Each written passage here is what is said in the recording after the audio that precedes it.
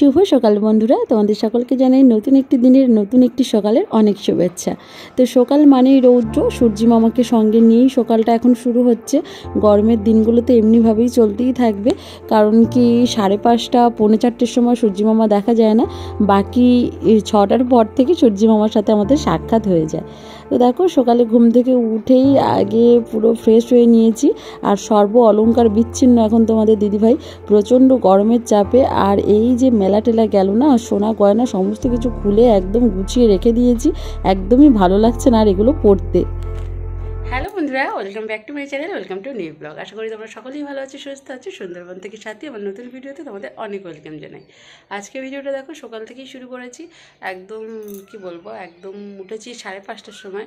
উঠে একদম স্নান টান সেরে একদম গোছানো কমপ্লিট, কারণ রাতের বেলা এত প্রচণ্ড গরম কি বলবো।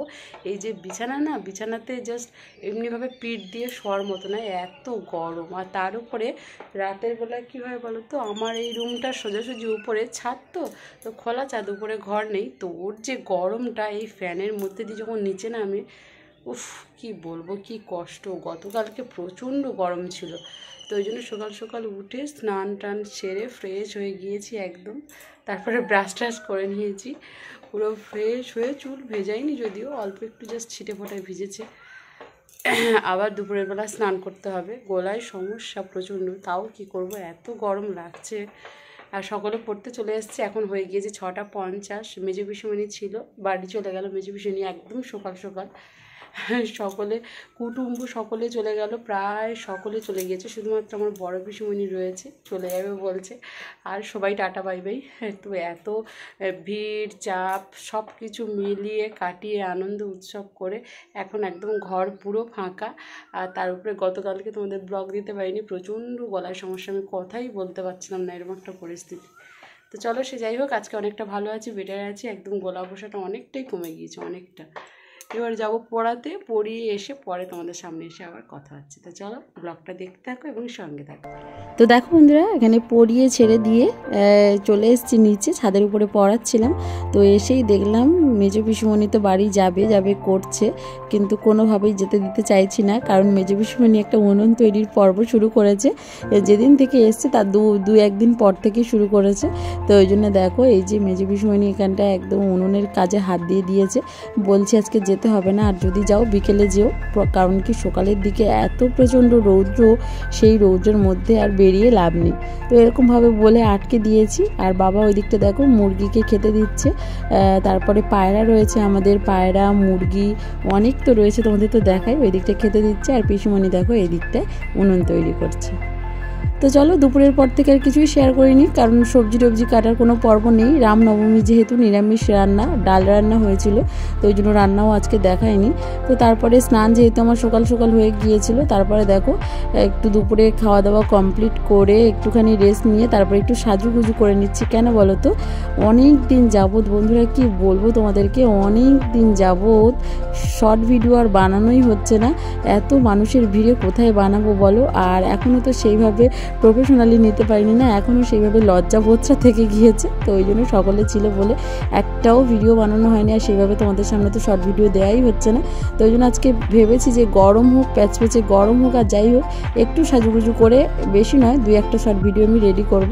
তো ওই জন্য দেখো একটু সাজুগুজু করে নিচ্ছি। তো এখানে কিছুই দেইনি মুখের মধ্যে, যা গরম এত প্রচণ্ড কি বলবো। তো গলে গলে সমস্ত কিছু পড়তে থাকবে, ওই জন্য একটুখানি জাস্ট এই যে পাউডার রয়েছে না, তো ফেস পাউডার যেটা, সেটা একটু জাস্ট ছুঁয়ে দিলাম মুখে, দিয়ে ভালো করে একদম ঘষে ঘষে রাব করে একদম মুখের সাথে একটু সেট করে দিলাম, তাহলে মুখটা ফ্রেশও লাগবে, আর হচ্ছে ঘেমে ঘেমে গলে গলেও পড়বে না। মা ওই দিকটায় দুপুরবেলা শুতে চলে এসছে সমস্ত কাজবাজ কমপ্লিট করে, আর আমি এখানে সাজুগুজু করে নিচ্ছি। মা তো ভীষণ রেগে যাচ্ছে যে এত গরমে লোকে সাজুগুজু করে ভিডিও করে, ঘামে একদম একদম পুরো চ্যাপচ্যাপে হয়ে যাব, কিন্তু তবুও আমি শুনছি না, কারণ এরপরে আমার সময় হবে না, ওই জন্য আর কি। বিকেল থেকে আবার 4টের পর থেকে পড়তে চলে আসে, তো ওই জন্য গরম হোক আর যাই হোক, দেখো এখানে কানের দুলও পরে নিচ্ছি, পরে একদম সাজুগুজু করে রেডি হয়ে যাচ্ছে, আর চুলটাও বেঁধে নেবো। এত গরমে চুল সবসময়ের জন্য পাকিয়ে উপরে তোলা, সেই চুলটা না একদম পুরো স্ট্রেট চুল, সেই চুলটা আমার এখন পাকিয়ে গুটিয়ে গিয়েছে। কারণ সারাক্ষণ যদি খোঁপা পাকিয়ে উপরে তুলে রাখা হয় তাহলে কী হবে বলে, 24 ঘন্টা স্নানের পরে, স্নানের আগে, ঘুমানোর সময় সেই যে নিয়ম করে আর চুল বাঁধাটা আর হয়েই ওঠে না।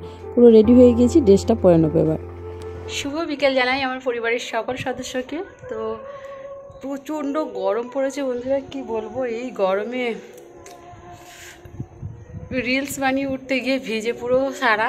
আর অনেক দিন ধরেই ভিডিও বানানো হয়নি, অনেক দিন যাবত। বাড়িতে যেহেতু সকলে ছিল তো ওই জন্য একদমই সময় পাইনি, তার উপরে পরিসর পাইনি, তার উপরে পরিবেশ পাইনি ভিডিও বানানোর।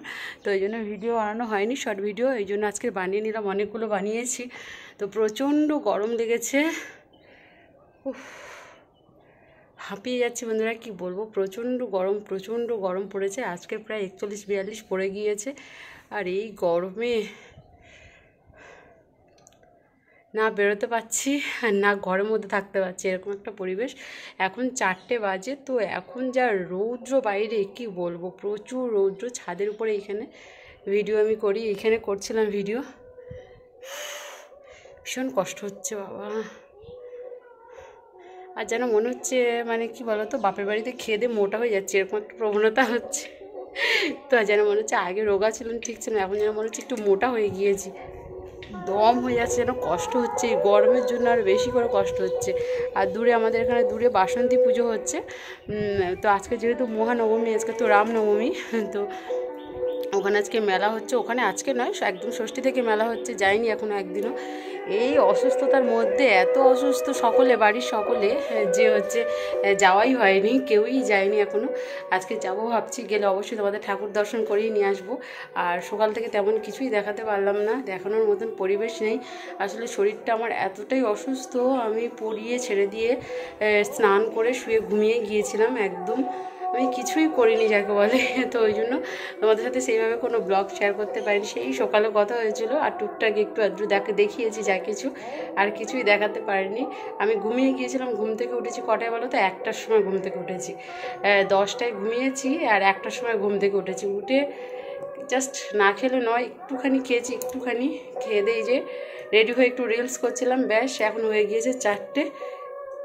চলো আমি চেঞ্জ করে নিই আগে, প্রচণ্ড গরম লাগছে, প্রচুর গরম। এত গরমের মধ্যে আর পারা যাচ্ছে না, দম বেরিয়ে যাচ্ছে। আমাদের উপরে মানে এই যে দাদার ঘর, এখানে উপরে দাদা কেউই থাকতে পারছে না উপরের ঘরে। কারণ কি বলতো, এই যে উপরে এলবেস্টার দেওয়া না, এলবেস্টারের প্রচুর গরম নামে। আর এই এলবেস্টারের উপর মানে এই যে এলবেস্টারের যে কি বলবো, এই যে আড়া করা না, এই যে কাঠ দিয়ে, তো ওখানে ফ্যান লাগানো ওদের। তো ওখানে ফ্যান লাগানোর জন্য ওই এলবেস্টারে যতটা গরম এই ফ্যানে ধরে নিচ্ছে, আর ওইভাবে গরম পড়ছে, ওই জন্য ওরা নিচে শুয়েছে। আর আমার এই দিকটায় দাঁড়ানো, তোমাদের দেখায়, এই যে দেখো এদিকটায় খোলা ছাদ। তো এই খোলা ছাদের নিচে রয়েছে আমার রুমটা। এই খোলা ছাদের প্রচণ্ড রৌদ্র তো সকাল থেকে পড়ে, ওই রৌদ্র ওরকম আমার ঘরে, এরকম বিছানাতে কি বলবো, পিঠ দিতে পারছি না, এত গরম। রিলস করছি, ফোন গরম হয়ে আগুন হয়ে যাচ্ছে এই গরমে চাপে। আর হাতে দেখো যে এই যে লোহা বাঁধানো মানে নোয়া বাঁধানো যেটা আছে না, এই যে এটা এত পরিমাণ গরম হয়ে গেছিলো বন্ধুরা, কি বলবো, আমি লাগাতে পারছি না গায়ে, এতটা গরম হয়ে গিয়েছিল। উফ, আমি ভাবছি যে এটা কি গরম করে নিয়ে আসলাম আমি, যখন একটু আগে রিলস করছিলাম, এত গরম হয়ে যাচ্ছে, এখনও গরম রয়েছে। নিচে নেমে আমি ফ্রিজের একটু জল খেলাম, খাওয়া তো আমার একেবারেই বারণ, তবুও খেলাম, পাচ্ছি না, এরকম একটা ব্যাপার আর কি। আর তারপরে এই হাত ধুলাম, এখন মনে হচ্ছে একটু ঠান্ডা, এটা নয়তো এত গরম হয়ে গিয়েছিল। তো চলো আজকে সন্ধ্যেবেলা একটু বাসন্তী ঠাকুর তোমাদেরকে দর্শন করে নিয়ে আসবো, অবশ্যই দেখাবো। আর আমাদের গ্রামের মেলা সবগুলোই তো তোমাদেরকে মোটামুটি দেখালাম, কেমন লাগলো অবশ্যই তোমরা বলো কমেন্টে।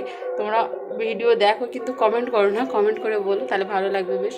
আর আজকে অবশ্যই তোমাদের রামনবমীতে বাসন্তী ঠাকুর দর্শন করিয়ে নিয়ে আসবো।